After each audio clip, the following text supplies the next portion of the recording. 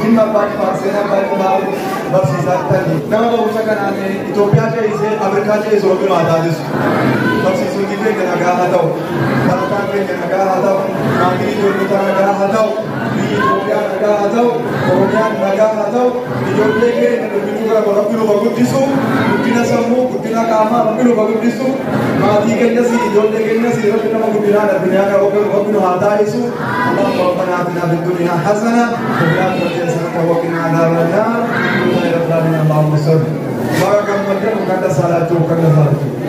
Yamatiyo Wakun kemarin di Subarakakan tadi Ucapif Ibu Semogotif Alutagana Karkarte Sabat Dokter Jurukuma Yaga Kete Haram Wan Gesin Segala Defana Dalam Sifat Masukmu ya Wakayo Ila Mana berusahakan Hampir Yang Kesat Terus Abdi Kalau itu Kesat Bukannya Berusaha Kita dan Bodhi Wai mana berusahakan Siapa itu Bagai agar Ustaz Baratoni Kenya Faru di Suara Terif Bersama Sendara Sena Farfa Curah Toko Lama Salim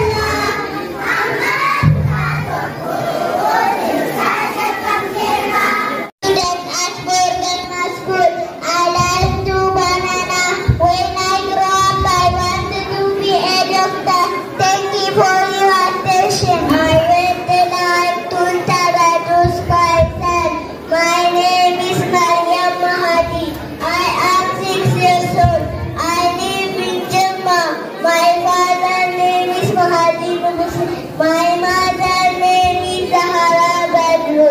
I have no brother and one sister. I am a tertiary student at Boruganma School. I like to reading. When I grow up, I wanted to be teacher. I would like to introduce myself. My name is Iqbal Asor. I am 6 years old. I live in Jammu. My father's name is Narsa Parago. My mother's name is Fozana Suha.